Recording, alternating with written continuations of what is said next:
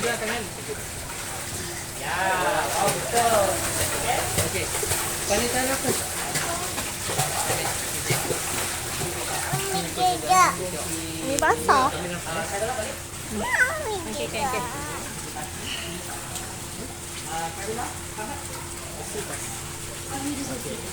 Good.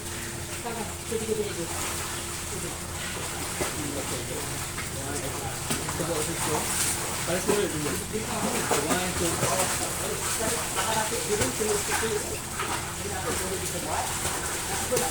Okey. Air tak masuk dulu kan?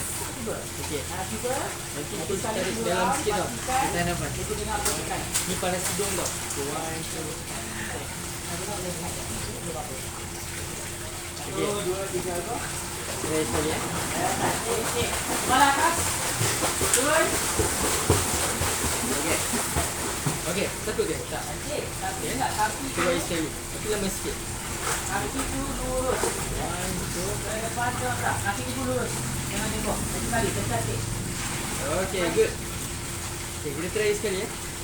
One, two. Okey, nampak belakang.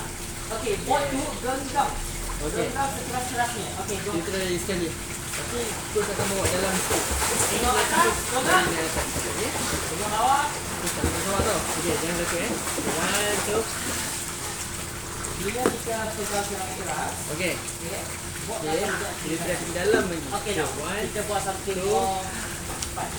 Okey, now untuk naifah. Okey. Okey, kita buat juga. Kita tengok apa? 1, 2, 3.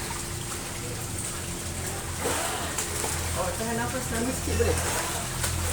Tak boleh? Kalau contoh, kalau kita tahan lama, kalau tu square. Satu je, bawa air. Lepaskan tangan kiri tapi tahan nafas. Tahan nafas, 1, Lama sikit. 2, Kita sampai ni. kita nak tengok dapat 2, Okey. lepas tu, Awak just tengok atas, duduk diam je. naik atas, Okey. tahan nafas, bawa air 1, 2. Okey, cuba kau tengok. Nah. Ya, pandai. Okey, kita try sekali. Sama je. Boleh? Kita buat. Kalau contoh awak buat yang macam tadi boleh?